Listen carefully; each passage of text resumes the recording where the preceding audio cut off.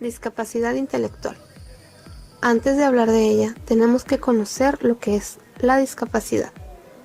Es un término general que abarca las deficiencias, las limitaciones de la actividad y las restricciones de la participación. La discapacidad es un fenómeno complejo que refleja una interacción entre las características del organismo humano y las características de la sociedad en la que vive. Esta se caracteriza por limitaciones significativas en el funcionamiento intelectual, como lo es el razonamiento, la planificación, resolución de problemas, comprender ideas complejas, el pensamiento abstracto, aprender con rapidez y aprender en base a la experiencia. También tiene limitaciones en la conducta adaptativa, esto es, en el aspecto conceptual, social y en la práctica. Lo anterior nos lleva a la restricción de la participación comunitaria y con las condiciones de los diferentes contextos en que se desenvuelve la persona. Esta discapacidad aparece antes de los 18 años y su tratamiento es muy distinto a la discapacidad mental y psicosocial. ¡Niños! ¡Niños! Este es vuestro nuevo compañero. Como veis, es un poco especial. Pero entre todos tenemos que conseguir que se sienta a gusto el tiempo que esté entre nosotros, ¿de acuerdo? Bueno, vamos a empezar con la clase. ¿Recordáis que ayer hablábamos de la importancia de las comas? Las comas pueden cambiar el sentido de una frase hasta convertirla en otra completamente diferente.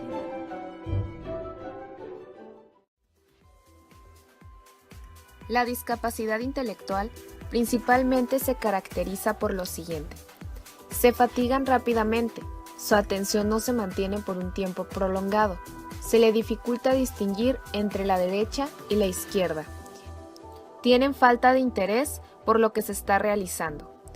Tiene dificultad para entender y seguir instrucciones, así como para recordar lo que se le acaba de decir. La curiosidad por conocer y explorar lo que le rodea está limitada, por lo tanto, alguien tiene que acompañarlo en la motivación. Es lento en responder a las órdenes que se le dan. Cuando se le pide que realice varias tareas al mismo tiempo, se confunde y rechaza la situación. No se le ocurre inventar o buscar situaciones nuevas. Se le dificulta solucionar problemas nuevos, aunque sean similares a los vividos anteriormente.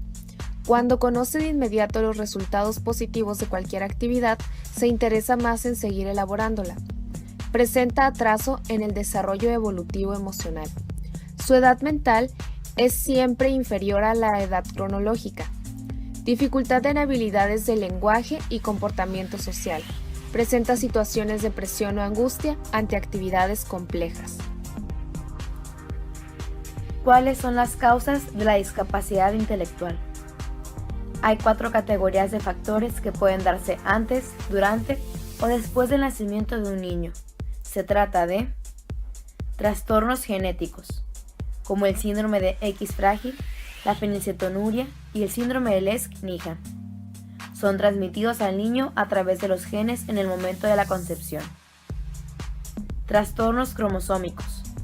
Suceden durante el proceso de disposición de los cromosomas. Los más frecuentes son el síndrome de Down, el síndrome de Prader-Willi y el síndrome de Angelman. Causas biológicas y orgánicas. Aparecen antes, durante o después del nacimiento. Las principales causas prenatales son el sarampión y la rubiola durante el embarazo, el consumo de toxinas o de ciertos medicamentos. En cuanto a los factores perinatales, cabe destacar la exposición a toxinas o infecciones, la presión excesiva en la cabeza o la asfixia. Por último, pueden darse algunas causas postnatales como un traumatismo craneano o una meningitis. Causas ambientales. Por ejemplo, carencias alimenticias de la madre durante el embarazo, el consumo de drogas o alcohol, la falta de estimulación física y sensorial, y la carencia de atención sanitaria. Estrategias de atención, padres. Formar un equipo de trabajo, maestro regular, maestro especialista y padres de familia. participar en el taller de escuela para padres, comprometerse a acudir a los llamados de la escuela para la atención de su hijo, permitir a su hijo ayudar con las tareas domésticas. Estas pueden aumentar su confianza y destrezas concretas. Para esto mantenga las instrucciones simples, divida las tareas en pasos pequeños y recompense los esfuerzos de su hijo con elogios.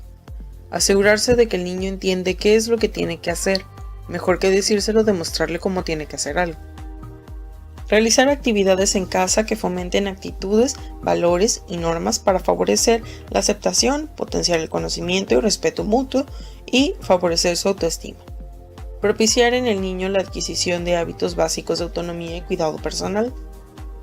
Utilizar un patrón de reforzamiento positivo de sus logros, felicitarlo, abrazarlo, aplaudirle, etc. Permitir que se relacione con otros niños de su edad, averiguar cuáles cosas le gustan a su niño, tales como bailar, jugar fútbol, etc.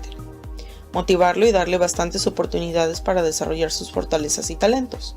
Ayudarle siempre a aprovechar todos los hechos que ocurren a su alrededor y su utilidad. Haga las tareas escolares una prioridad. Pregunte al maestro acerca de cómo puede ayudar a su niño a tener éxito con las tareas. Un día no puede más y decide esconderse. Y se queda en su escondite mucho tiempo. Poco a poco la gente se olvida de él y ya no le piden nada.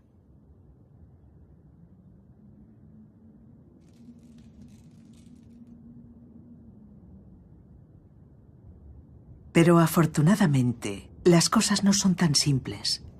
Hay personas extraordinarias. Con que haya una es suficiente.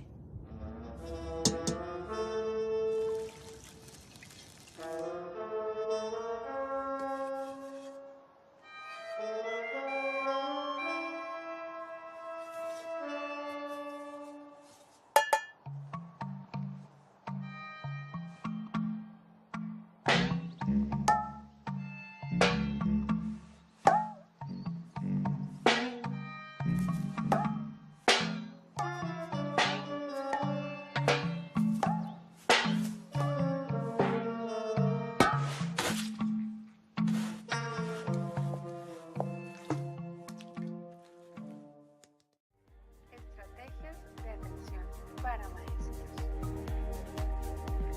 Brindarle un mayor número de estrategias variadas para que aprenda lo que le enseñamos. Es decir, utilizar material didáctico multisensorial, llamativo y acorde a los intereses del niño que le permite experimentar con éxito las actividades realizadas. Trabajar con él durante periodos cortos y prolongarlos poco a poco. Ayudarle y guiarle al realizar la actividad hasta que la pueda hacer por sí solo. Repetir muchas veces las tareas realizadas para que recuerde cómo se hacen y para qué sirven.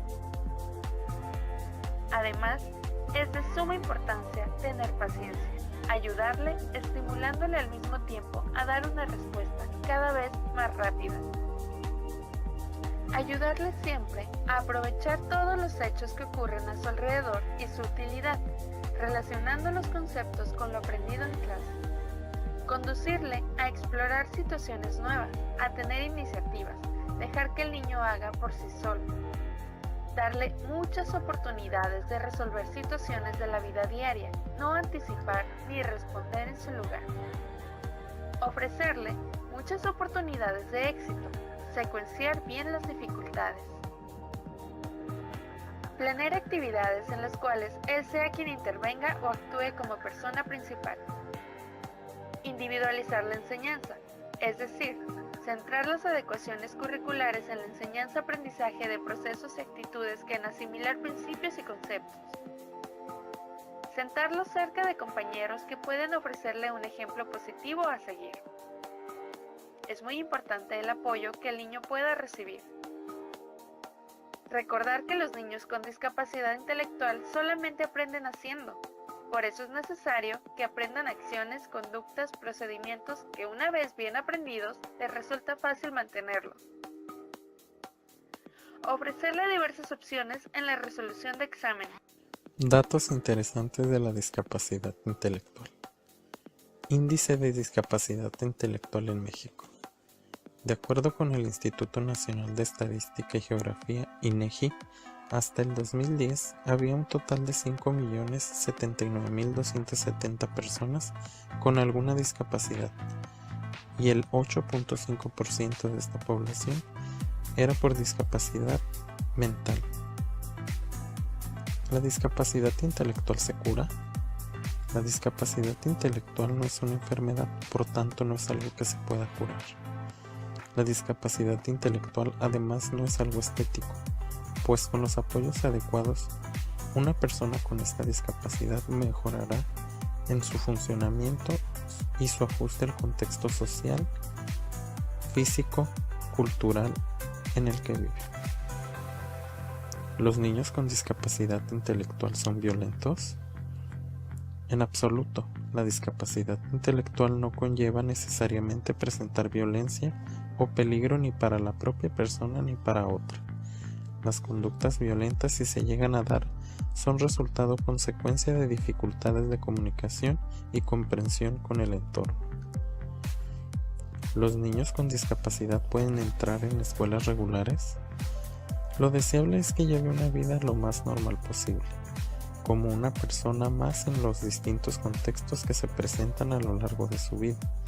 Posiblemente requiera de su apoyo para hacer cosas o que los entornos se adapten para hacerlos más accesibles o comprensibles, lo que en el ámbito educativo llamamos adecuaciones. Existen asociaciones que atienden la discapacidad intelectual. En Tijuana encontramos Grupo La Esperanza para personas minusválidas que atienden discapacidad visual, de lenguaje, motriz, mental o intelectual. Asociación Pro Autismo. Atienden discapacidades de tipo mental o intelectual. Grupo Alianza. Atiende discapacidad de tipo auditivo, de lenguaje, motriz, mental o intelectual. Consejo Pro Ayuda a personas con discapacidad en la ciudad. Atienden discapacidades de personas auditivas, motriz, mental o intelectual. Asociación Jesús Torres Carrillo. Atiende discapacidades de tipo mental o atienden discapacidades de lenguaje mental o intelectual.